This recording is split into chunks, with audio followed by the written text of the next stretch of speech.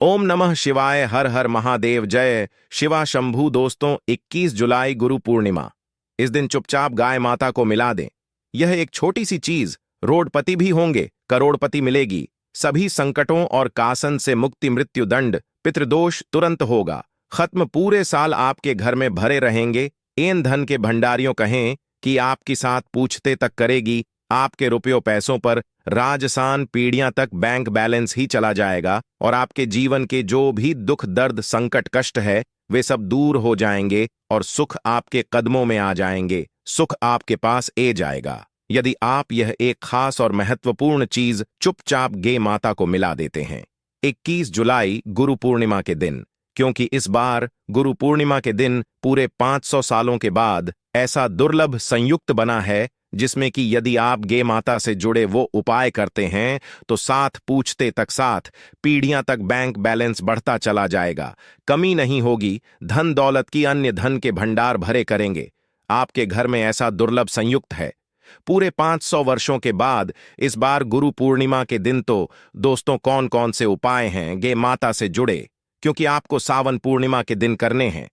इस वीडियो के मध्य से हम आपको वही बताएंगे जिन उपाय को करने से आपके जीवन के तमाम प्रकार के दुख दर्द संकट कष्ट दूर हो जाएंगे और सबसे बड़ी बात, आपके जीवन से तत्काल गरीबी समाप्त हो जाएगी। इस वीडियो के मध्य से हम आपको बताएंगे। तो दोस्तों, बहुत ही महत्वपूर्ण वीडियो है।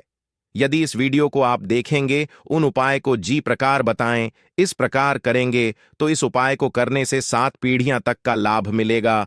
7 आने वाली 7 पीढ़ियां तक को लिए आपको प्रभावशाली उपाय बता रही थी। 7 पीढ़ियां तक फायदा मिलेगा। इस उपाय को करने से बैंक बैलेंस कमी नहीं होगी, दुख दूर हो जाएंगे, हाथों हाथ सुख हाथ के कदमों में ए जाएंगे। इतना शुभ संयुक्त बना है गे माता से जुड़े उपाय करने का। इस बार गुरु पूर्णिमा के दिन तो दोस्तों कौन कौन से उपाय हैं, पूरा वीडियो देखना। पूरा वीडियो देखोगे तो यह लाभ मिलेगा। बीच बीच में से वीडियो देखोगे तो कोई लाभ नहीं मिलने वाला है। यदि आप चाहते हैं कि धन से आप माला माल हो, जैन गरीबी समाप्त हो जाए और आपकी अन्य धन के भंडार बने रहे, तो पूरा वीडियो देखकर ही जैन सबसे पहले तो आपसे रिक्वेस्ट करते हैं वीडियो को लाइक कर दें सबसे पहले, और सच्चे दिल से कमेंट्स बॉक्स माता लक्ष्मी जय गौ माता आवश्यक लिख देना, जिससे समस्त मनोकामनाएं पूर्ण हो जाएं। और साथ ही साथ वीडियो को दोस्तों के पास शेयर जरूर करना ताकि और लोगों का भी भला हो। यदि और लोगों की भला के बड़े में आप सोचेंगे, भलाई के बड़े में सोचेंगे, तो आपका भला अपने आप हो जाएगा। यह मान ले शेयर दूर कर दे ज्यादा से ज्यादा वीडियो को। तो दोस्तों, सबसे पहले तो आपको बता दें गाय माता के उपाय बताने से पहले कि हिंदू पंचांग के अनुसार गुरु पूर्णिमा आने वाली है। धार्मिक ग में इस दिन स्नान तक और दान का विशेष महत्व है। गुरु पूर्णिमा के दिन यह पर्व गुरु के प्रति सम्मान और आभार प्रकट करने के लिए हर साल आषाढ़ मास की पूर्णिमा को मनाया जाता है। गुरु शब्द का अर्थ होता है अज्ञान के अंधकार को दूर करने वाला। गुरु अपने ज्ञान से शिष्य को सही मार्ग पर ले जाते हैं और उनकी उन्नति में सहायक बनते हैं। गुरु पूर्णिमा इस दिन जो भी आप उपाय करेंगे, किसी भी प्रकार के कोई उपाय करेंगे, तो उसका प्रभाव, उसका असर आपको 100% मिलता है।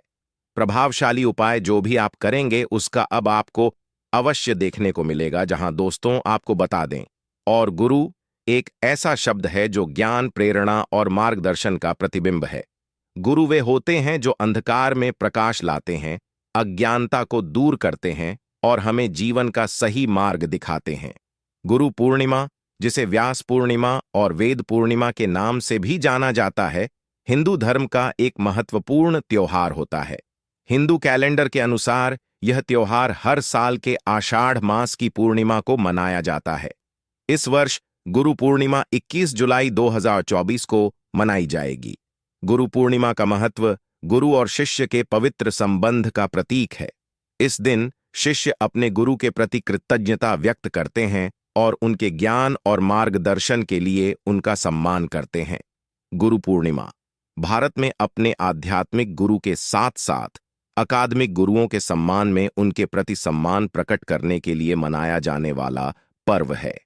आइए इस लेख में जानते हैं कि इस साल के गुरु पूर्णिमा की तिथि क्या है और साथ ही गुरु पूर्णिमा के इतिहास और महत्व के बारे में जानेंगे।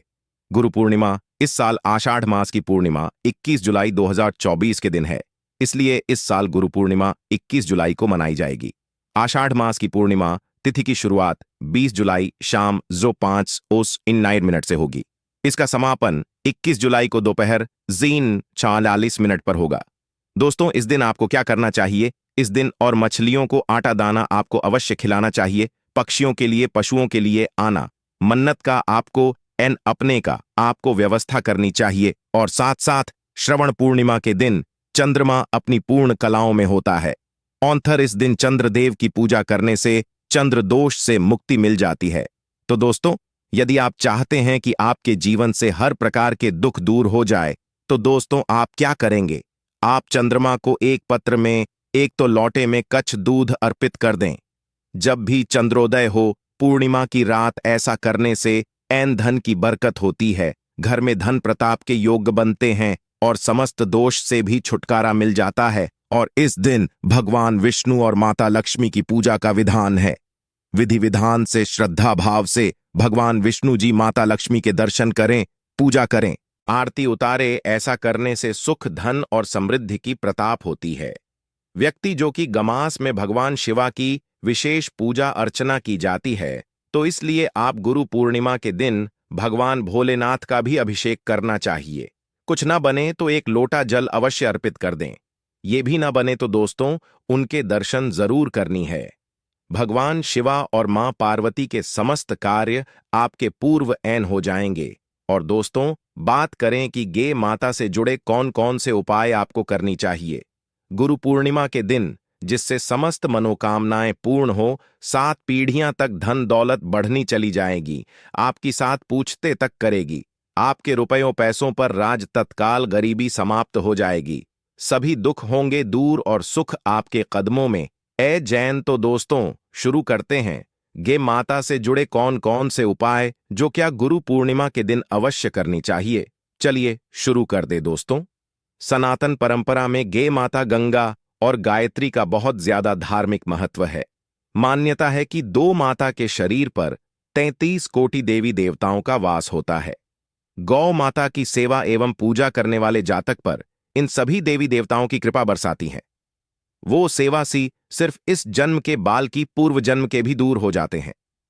प्रत्येक सुबह जब आपके घर में भजन बनना प्रारंभ हो, तो सबसे पहले बनाई गई रोटी को आप गौ माता के नाम से निकाल दें और भजन करने से पूर्व घूमता को इस रोटी को खिलाएं। यदि संभव हो तो काली गाय माता को खिलाएं। यदि काली गाय माता ना मिले तो सफेद गाय माता को भी आप मिला सकते हैं। ये पूजा और मांगलिक कार्य में गौ माता या उनसे जुड़ी चीज जैसे गाय माता का गोबर, गोमूत्र, गे माता का दूध, दवा गे माता के दूध से बना घी अवश्य शामिल करें। इससे आपको उन्हें प्रभाव की प्रताप होगी। सनातन परंपरा के अनुसार जी घर में गाय माता होती हैं, उसे घर से जुड़े सभी वास्तु दोस्त स्वतः ही समाप्त हो जाते हैं। किसी भी पूजा में गे से प्राप्त पंचगव्य युद्ध पदार्थ का उपयोग अवश्य शामिल करें, क्योंकि पंचगव्य के बिना कोई भी पूजा पाठ और हवन सफल नहीं होता। जादू तो वो कृपा अपने के लिए प्रतिदिन, हफ्ता अथवा महीने में परिवार समेत एक बार गौशाला जाने का नियम जरूर बनाएं और वहां गायों को हरा चारा जरूर खिलाएं। इससे आपको शुभ फलों की प्रताप होगी और साथ ही साथ गौ सेवा और गौ पूजा से 9 ग्रह शांत हो जाते हैं और इसे जुड़े 200 का निदान हो जाता है। गर्मियों में गौ माता को पानी पिलाया और सर्दी में गौ माता को गुड़ अवश्य खिलाएं। ध्यान रखें कि गर्मियों में गगाय माता को गुड़ ना खिलाएं। अनेक देवी देवताओं को अपने शरीर पर धारण करने वाली गौ माता से जुड़े कई शुभ और अशुभ संकेत भी होते हैं। मसलन गे माता का दूध धोते समय यदि गे माता ठोकर मार दे और सर दूध बिखर जाए तो अपशगुन होता है। यदि कोई यात्रा पर निकाल रहा हो और गौ माता अपने बछड़े को दूध पिलाता सामने ए जाए तो निश्चित रूप से जीत यात्रा के लिए आप निकले हैं। यात्रा आपके लिए अवश्य सफल होगी और वह कम जिसके लिए आप निकले हैं मैं अवश्य ही पूर्ण होगा। यात्रा पर जाते समय बाईं और गौ माता की आवाज आना और रात्रि में गौ माता की बीमा करना भी शुभ होता है दोस्तों। साथ ही साथ गौ माता के साथ आप भूल कर भी ये कामना करें, अन्यथा मिलता है। घर नरक और जीवन भर की परेशानियां। दोस्तों, गौ माता को राष्ट्रीय पशु बनाए जान और इन्हें मौलिक अधिकार दिए। जान की बात हो रही है तो सवाल उठाता है कि गौ माता जब भारतीय संस्कृति का हम हिस्सा है, तब भी गौ माता के साथ लोग खराब व्यवहार कैसे कर लेते हैं। गौ माता दर दर भटकती रहती है, भरपेट इन्हीं चारों तक लोग नहीं देते। गौ माता जब तक दूध देती रहती है तो उनकी सेवा होती है, और जैसे ही दूध देना बैंड कर देती हैं तो लोग इन्हें उनकी किस्मत पर छोड़ देते हैं, सड़कों पर और गलियों में भड़काने के लिए। ऐसे में गोवंश जीवन को कोई डंडे से मारता है तो कोई उन पर पानी डाल देता है। कभी वाहनों से इन्हें ठोकर लग जाती है तो कभी बीमा होकर बेचारी एक गौ माता दम तोड़ देती है। ऐसे में जरूर है इन बातों को जानकारी। गौ माता को लेकर शास्त्रों में क्या कहा गया है, गौ माता के साथ आपको कैसा व्यवहार करना चाहिए, या दोस्तों, गौ माता को कभी भी मारना पीटना नहीं चाहिए। शास्त्रों में गौ माता को माता का दर्ज दिया गया है।